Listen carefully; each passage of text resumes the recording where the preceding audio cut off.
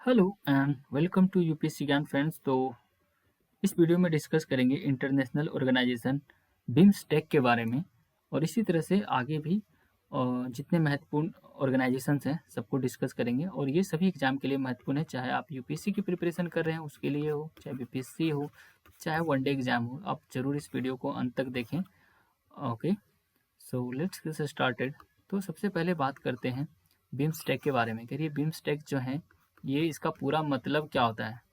तो आप यहाँ पे देखिए BIMSTEC stands for bay of Bengal. इसका फुल फॉर्म जो होता है bay of Bengal, I for initiative, initiative for, M for multi sectoral, multi S for sectoral, ठीक है, T for technical and E C for economic cooperation, economic cooperation, इसका full form है। और exam में कई बार इसके फुल फॉर्म पूछ लिए जाते हैं, जैसे स्टेट पीसीएस टाइप के एग्जाम है, बीपीएससी हो, यूपी पीसीएस, ठीक है। बाकी और कुछ चीज़ें, छोटी छोटी चीज़ें हैं जो इनसे पूछी जाती हैं, तो वो मैं आपको बताता चलूँगा साथ में। देखिए, जब ये एक रीजनल ग्रुपिंग है जिसमें 7 मेंबर स्टेट्स हैं जो कि लिटोरल एंड एडजेसेंट एरियाज हैं बे ऑफ बंगाल के। ओके, और इसका जो तो ये जो सब रीजनल ऑर्गेनाइजेशन है ये इफेक्ट में आया था 1997 में, 6 जून। ओके, और किसके थ्रू आया था ये? बैंकॉक डिक्लेरेशन, बहुत ही इंपॉर्टेंट है, आप इसे याद रखें। कई बार ये पूछा जा सकता है कि जो बिम्स्टेक है इसकी स्थापना किस डिक्लेरेशन के तहत हुई, या फिर बैंकॉक डिक्लेरेशन का संबंध किस ऑर्गेनाइजेशन से है। तो ये है बिम्स्टेक से, ठीक है। और इसका जो परमानेंट सेक्रेटेरिएट है वो है ढाका में। याद रखिए ढाका किधर है, बांग्लादेश की राजधानी है ढाका। एंड इसमें 7 मेंबर हैं, तो कौन कौन से हैं? 5 मेंबर जो हैं वो साउथ एशिया से हैं, जिसमें बांग्लादेश, भूटान, नेपाल, श्रीलंका, ठीक है, ये है। और 2 जो हैं वो साउथ ईस्ट एशिया से हैं, जिनका नाम है म्यांमार एंड थाईलैंड, ठीक है। तो आप इसको मैप पे देखना चाहते हैं तो यहाँ पे देख सकते हैं, इंडिया इधर, नेपाल है, भूटान है, बांग्लादेश है और श्रीलंका है, और इधर म्यांमार और थाईलैंड, ठीक है। अब देखिए एक साथ ही साथ एक चीज़ और है कि सार्क के बारे में अलग से डिस्कस करेंगे, लेकिन यहाँ पे कुछ जो मेंबर हैं ये कॉमन है, तो आप इस डायग्राम से समझ सकते हैं, इधर बिम्स्टेक, इधर सार्क है। तो इन दोनों में जो है वो है इंडिया, नेपाल, श्रीलंका, भूटान, बांग्लादेश, ठीक है। और बाकी इन ये दोनों जो हैं ये मिल के क्या बना रहे हैं? सार्क, पाकिस्तान, मालदीव, अफगानिस्तान। और ये दोनों मिल के क्या बनाएंगे? बिम्स्टेक, यानी कि थाईलैंड और म्यांमार। कि वो साउथ इंडिया, तो सार्क में है कि south India association of regional cooperation, तो यहाँ पे साउथ एशिया है। और जबकि ये दोनों कंट्री अभी आपको मैंने मैप में दिखाया कि ये दोनों साउथ ईस्ट एशिया में आते हैं। तो काफ़ी ये जो कॉमन नेम है आप इसे याद रख के, तो कई बार होता है ना कि मेंबर स्टेट पूछ लिए जाते हैं कि which of the following are the not member or is or are member of the following organisations, इस तरह करके पूछ लिए जाते हैं। तो यहाँ पे आपको ये चीज़ें याद रखना होगा। लास्ट टाइम आपने देखा कि 2020 में G20 के मेंबर्स पूछ लिए थे यूपीएससी ने, 5-6 मेंबर का नाम, स्टेट मेंबर का जो नाम दे दिया था उन्होंने, ठीक है, मेंबर स्टेट कह लेंगे, ठीक है। तो कुछ और इनके बारे में जानते हैं। तो इनिशियली क्या हुआ कि जब ये बना था ब्लॉक तो उसमें केवल 4 मेंबर थे, ठीक है, जिसमें बांग्लादेश था, ठीक है, बांग्लादेश था, एंड इंडिया था, श्रीलंका था और थाईलैंड था, ठीक है। और फिर 22 दिसंबर 1997, 1997 में म्यांमार इसका मेंबर बना, ठीक है। ये जब वहाँ पे एक स्पेशल मिनिस्ट्रियल मीटिंग हुई थी, and then the group was renamed BIMSTEC, ठीक है, with the admission of Nepal and Bhutan. अब ये 6th मिनिस्ट्रियल मीटिंग जब हुई थी इसकी 2004 में, तो कई बार आपसे ये भी पूछा जा सकता है कि बंगाल, ये नेपाल और भूटान कब इसके मेंबर बने। हालांकि इतना माइन्यूट डिटेल में नहीं जाएंगे। तो ये 6th मिनिस्ट्रियल मीटिंग हुई थी 2004 फरवरी में, ठीक है, थाईलैंड में हुआ था ये।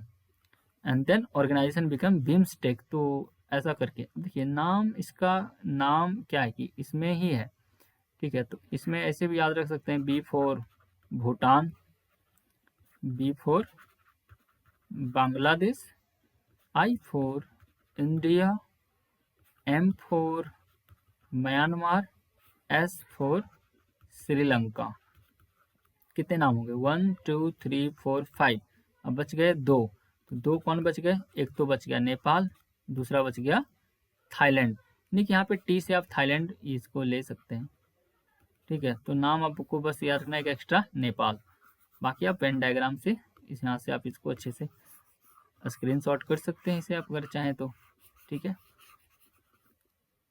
ठीक है, अब इसका बात करते हैं इसका ऑब्जेक्टिव क्या था। जब इसे स्टार्ट किया गया था तो इसका मेन काम था 6 सेक्टर पे फोकस करना, जिसमें ट्रेड था, टेक्नोलॉजी था, एनर्जी था, and transport, tourism and fisheries for sectoral cooperation. Sectoral cooperation के लिए ये 6 सेक्टर इनमें स्टार्टिंग में रखा गया था as an objective, but in late 1997 it expanded to embrace 9 more sectors। तो इन्होंने और भी सेक्टर जोड़े, जैसे agriculture, public health, counter terrorism, जो काफ़ी ज़्यादा सबसे महत्वपूर्ण स्टेप ये था क्योंकि ये काफ़ी बड़ा था, पता है, ठीक है। हमेशा इंडिया और पाकिस्तान के बीच में वो इस तरह के एक्सपोर्ट करते हैं, तो इस वजह से poverty alleviation, environment, culture, people to people tiles contact, okay, जो भी कह लें, एंड क्लाइमेट चेंज। तो क्लाइमेट चेंज ये भी बहुत ही इंपॉर्टेंट इशूज में ऐड किया गया, और साथ ही साथ ये भी है पॉवर्टी एलिवेशन, ठीक है। पता है कि इंडिया में भी बहुत ज़्यादा पॉवर्टी का लेवल हाई है, हालांकि पिछले कुछ वर्षों में इसमें डिक्लाइन देखा गया है, ठीक है। तो देखिए इससे रिलेटेड कई बार रिपोर्ट्स आते रहते हैं, तो उन सबको देख के आप इसे अपडेट करेंगे जब, ठीक है, जब ऐसे आएगा, ठीक है। तो ये सब 2008 में इसे ऐड किया गया था। देखिए हालांकि ये पहले बहुत ठंडे वस्ते में था, लेकिन हालांकि 2016 में जब उरी पे हमला हुआ था, तो जो सार्क की मीटिंग है, तो इंडिया ने इसे बाइकआउट कर दिया और इसको स्ट्रॉन्ग बनाने पे काम किया, तो इसको ज़्यादा तवज्जो दी जाने लगी और सार्क का जो रिलेवेंस है वो धीरे धीरे कम हो गया। क्यों? पाकिस्तान के इंटरवेंशन, नॉन स्टॉप इंटरवेंशन, चाहे वो कनेक्टिविटी के लिए हो, चाहे वो फिर टेररिज्म के लिए हो, इंडिया के साथ सीज फायर, इस तरह की चीज़ों को लेकर के, तो इसलिए अब ये इम्पोर्टेंट बनता जा रहा है बिम्स्टेक, ओके। एंड कुछ और चीज़ें हैं। अब देखिए ये तो ऑब्जेक्टिव था इसका, इम्पोर्टेंस क्या है इसका। इम्पोर्टेंस देखिए जो पूरे वर्ल्ड का है, पूरे वर्ल्ड का ये 22% जो पॉपुलेशन है, ये यहाँ पे 7 कंट्री मिलके बनाता है। जीडीपी में कंट्रीब्यूशन भी अच्छा खासा है, $2.7 ट्रिलियन ये वर्ल्ड जीडीपी में ये कंट्रीब्यूट करता है, तो ये भी महत्वपूर्ण फैक्ट है। एंड द बे ऑल्सो, यानी कि बे ऑफ बंगाल ऑल्सो है the vast untapped natural resource. बहुत सारे हमारे पास अनटैप्ड नेचुरल रिसोर्स हैं, जिसे कि अभी तक मतलब ये कह सकते हैं कि उसकी जो रिसोर्सेस हैं उसे हमने यूटिलाइज नहीं किया है, वो, ठीक है। इट मीन्स ये अनटैप्ड है, ठीक है। And 1/4 of the world's traded good cross the bay every year, यानी कि इसी बे ऑफ बंगाल से पूरे वर्ल्ड का 1/4 जो ट्रेड होता है वो इधर से होता है, तो ये इसका इम्पोर्टेंस है। एंड कुछ और अब बात करते हैं कि हमारे इंडिया के लिए क्यों महत्वपूर्ण है। सबसे महत्वपूर्ण सवाल तो ये होता है, तो देखिए जो बिम्स्टेक है, BIMSTEC connects not only south and south east Asia, ठीक है, but also the ecologies of great Himalayan and the bay of Bengal. ये दोनों को कनेक्ट करता है। आप देखिए यहाँ पे कि यहाँ पे जैसे आप मैप देखेंगे तो इधर ये जो नेपाल है, ठीक है, तो इधर ये हिमालयन रीजन में भी आ रहा है ना, तो ये कह रहे हैं कि ये सिर्फ और सिर्फ ये साउथ एशिया और साउथ ईस्ट एशिया को कनेक्ट नहीं करता है, बल्कि जो हिमालयाज हैं उनको कनेक्ट करता है, और बे ऑफ बंगाल को भी। And BIMSTEC is a natural platform to fulfil our की foreign policies priorities of neighbourhood first and act east. तो हमारा जो हमारे देश का जो प्रिंसिपल है नेबरहुड फर्स्ट, तो इस तरह के, और जो एक्ट ईस्ट यानी कि जो ईस्ट वाले रीजन है, ठीक है, कंट्रीज हैं, उन पे फोकस करने का जो प्रिंसिपल है, उससे इसको बल मिलेगा, उसका जो फुलफिलमेंट है इससे आसान होगा। हमारे देश, देखिए हमारे देश के लिए क्या है, it is a one key region for engagement. अब रीजन क्या है, क्यों इंगेजमेंट हमने इसमें किया है, due to its vast potential that is unlocked with a stronger connectivity, ठीक है। तो इसमें काफ़ी ज़्यादा पोटेंशियल है, ठीक है, ताकि जो स्ट्रॉन्गर कनेक्टिविटी है उसको अनलॉक कर सके। एंड ऑलमोस्ट 300 मिलियन पीपल और रफली 1/4 of India's population live in 4 coastal state adjacent to the Bay of Bengal। नहीं करेंगे जो 300 मिलियन लोग हैं, ठीक है, जो बे ऑफ बंगाल के एडजेसेंट स्टेट हैं, कौन कौन से स्टेट हैं, आंध्र प्रदेश, ओडिशा, तमिलनाडु एंड वेस्ट बंगाल, ये यहाँ पे रहते हैं। तो इनके लिए भी काफ़ी ये बेनिफिट वाला चीज़ होगा, ठीक है। ईज ऑफ डूइंग बिजनेस बढ़ेंगे और बहुत सारी तरह की चीज़ें होंगे, ट्रेड और एक्सेट्रा। अबाउट 45 मिलियन पीपल, ये 45 मिलियन पीपल जो है who lived in land locked north eastern state, ये कि जो हमारा नॉर्थ ईस्ट का स्टेट है, ठीक है, 7 कहते हैं लेकिन 8 स्टेट है हमारे, ठीक है। तो कर उनके लिए भी ये एक अच्छा अपॉर्चुनिटी होगा, ठीक है, ताकि वो बे ऑफ बंगाल से कनेक्ट हो और बांग्लादेश से कनेक्ट हो, म्यांमार, थाईलैंड एंड ताकि वो एक नया उनके लिए जो पॉसिबिलिटीज़ हो इन टर्म ऑफ डेवलपमेंट वो सामने आए, इसका अपॉर्चुनिटी उनको मिले। एंड कुछ अगर स्ट्रेटेजिक पर्पज से बात करें, from the strategic perspective, the Bay of Bengal, a funnel to the Malacca Strait, has emerged a key theater for increasingly assertive China in maintaining its access route to Indian Ocean, sorry। Okay, तो यहाँ पे देखिए, आप यहाँ पे जो मैं समझाना चाह रहा था कि ये जो अब हमारा बिम्स्टेक है, तो जैसे कि यहाँ पे मलक्का स्ट्रेट है, ठीक है, आप मैप में देखिए इसको और लोकेट कीजिए। तो ये जो है बे ऑफ बंगाल, ये एक मलक्का स्टेट के लिए एक फ्यूनल के रूप में आया है, ठीक है। Funnel in the sense of कि इसको कहते हैं ना कि पे जहाँ पे लाइट नहीं है वहाँ पे लाइट देना, इस तरह की बात होती है। And has emerged a key theatre for increasing assertive China in maintaining its access route to Indian Ocean, यानी कि चाइना को यहाँ से कंटेन करने के लिए भी काफ़ी मदद करेगा, जो चाइना अपना बेस बनाना चाह रहा है, ठीक है, और इंडियन ओशन में। तो ये बात है, ठीक है, चाइना को काउंटर करने के लिए। As China mounts assertive activities in the bay of Bengal region with increased submarine movement and ships visit to the Indian Ocean, it is in India's interest to consolidate its internal engagement among the BIMSTEC।